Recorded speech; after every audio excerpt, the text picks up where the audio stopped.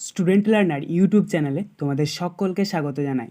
আজ আমাদের আলোচ্য বিষয় প্রথম শ্রেণীর সমস্যা সমাধানের সক্ষমতা এই বিষয়টির সেকেন্ড ইউনিট টেস্ট অর্থাৎ দ্বিতীয় পর্যায়ক্রমিক মূল্যায়নের একটা উত্তরসহ নমুনা প্রশ্নপত্র নিয়ে।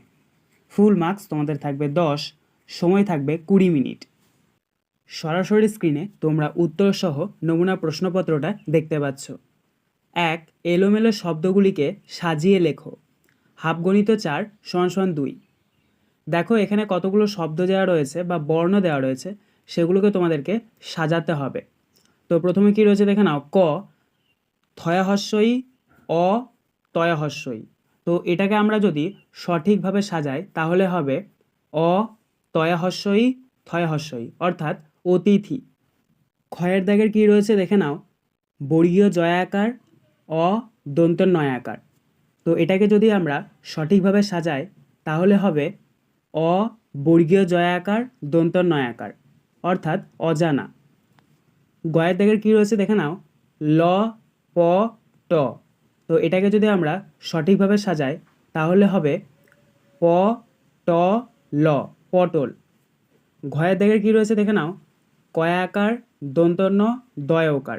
তো এটাকে যদি আমরা সঠিকভাবে সাজাই তাহলে পাবো দয়কার পয়াকার দন্তন্য, দোকান। 2. শব্দ থেকে বর্ণ নিয়ে নতুন শব্দ তৈরি করো। হাফগণিত 4 = 2। দেখো এখানে কয়ের দাগেরটা কী রয়েছে দেখে নাও, বক্স রয়েছে, বক্সের মধ্যে মাটি রয়েছে এবং দ্বিতীয় একটা বক্স রয়েছে, সেই বক্সের মধ্যে ছবি রয়েছে এবং এই দুটি শব্দ থেকে তোমাদেরকে একটা করে বর্ণ নিতে হবে, দিয়ে একটা নতুন শব্দ তৈরি করতে হবে। তো ময়াকার টয়া হস্যই, মাটি থেকে আমি নিলাম ময়াকার, এবং ছ বয়া হস্যই, ছবি থেকে আমি নিলাম ছ। তাহলে ময়াকার ছ, মাছ, একটা অর্থপূর্ণ শব্দ হলো। ক্ষয়েরটা কী রয়েছে দেখে নাও, চয় হস্যই ল চিল, এটাও বক্সের মধ্যে রয়েছে। লয়াকার ঠয় হস্যই লাঠি, এটাও বক্সের মধ্যে রয়েছে। তো চয় হস্যই ল চিল এই শব্দটা থেকে আমরা চয় হস্যইটা নিলাম এবং লয়াকার ঠয় হস্যই লাঠি এটা থেকে ঠয় হস্যইটা নিলাম। তাহলে কি শব্দ দাঁড়ালো দেখে নাও, চয় হস্যই ঠয় হস্যই, চিঠি।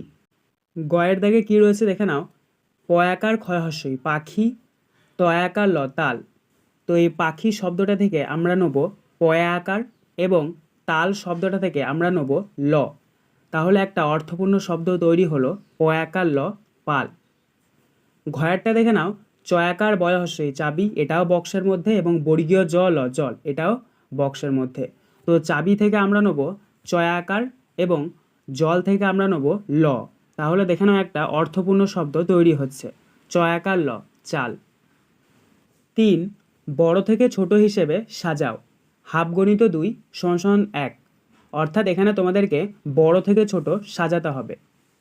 ক 8 2 7 5 4 এই সংখ্যাগুলির মধ্যে যেটি সবচেয়ে বড় সেটা প্রথমে, তারপর আস্তে আস্তে আস্তে আস্তে সাজাতে হবে। তো এই সংখ্যাগুলির মধ্যে সবচেয়ে বড় হচ্ছে 8, কমাচিহ্ন দেবে, তারপর 7, কমাচিহ্ন দেবে, তারপরে 5, আবার কমাচিহ্ন দেবে, তারপরে 4, আবার কমাচিহ্ন দেবে, তারপরে 2। ক্ষয়েরটা কী রয়েছে দেখে নাও, যোগ করো।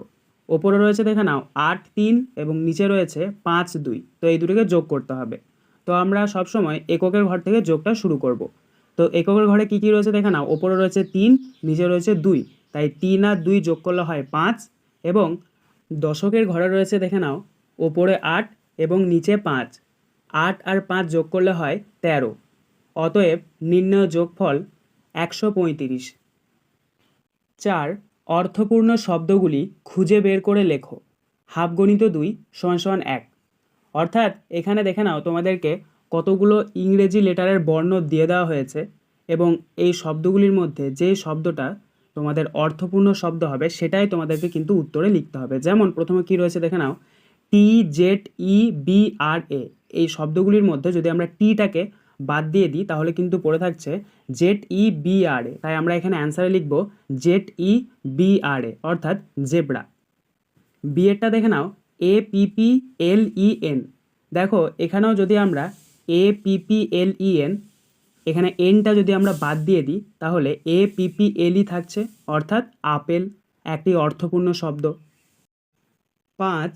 সমাধান করো। 2 × 2 = 4। ক টেবিলে 4টি আম ছিল। বাবা আরও 5টি আম কিনে আনলো। এখন টেবিলে কটা আম রইলো? আচ্ছা, এটা পড়ে কিন্তু তোমরা বুঝতেই পেরেছো যে এখানে আমাদেরকে যোগ করতে হবে। তো এটার উত্তরটা দেখে নাও। তো প্রথমে লিখবে 4 এবং তার নিচে লিখবে 5, দিয়ে একটা নিচে দাগ দেবে এবং 4 আর 5কে যোগ করে নেবে। 4 আর 5 যোগ করলে হয় 9। তাহলে নিচে অতএব দিয়ে লিখবে এখন টেবিলে 9টা আম রইল। খ, আজ বাজার থেকে 9টি লেবু কেনা হয়েছে। ভাই 3টি লেবু খেয়ে নিল। এখন তাহলে কটা লেবু পড়ে রইল? দেখো, এই অঙ্কটা পড়েই বোঝা যাচ্ছে যে এই অঙ্কটা তোমাদেরকে বিয়োগ করতে হবে। তো এটার উত্তরটা দেখে নাও। তো প্রথমে তোমরা এখানে 9 লিখবে এবং তার নিচে লিখবে 3 এবং এই 9কে 3 দিয়ে বিয়োগ করে নেবে। আমরা জানি 9 থেকে 3 বাদ দিলে হয় 6। তাহলে নিচে অতএব লিখবে এখন তাহলে 6টি লেবু পড়ে রইল। আজকের আলোচনা পর্বটি এখানেই শেষ হলো। আশা করি ভিডিওটি তোমাদের ভালো লেগেছে। যদি ভালো লাগে একটা করে লাইক করে দিও। সবশেষে তোমাদের কাছে একটাই অনুরোধ, যারা এখনও পর্যন্ত আমাদের চ্যানেলটিকে সাবস্ক্রাইব করে উঠতে পারোনি তারা চ্যানেলটিকে সাবস্ক্রাইব করে পাশে থাকা নোটিফিকেশন বেলকে অল প্রেস করে নিও এই ধরনের নতুন নতুন ভিডিও পাওয়ার জন্য। ধন্যবাদ।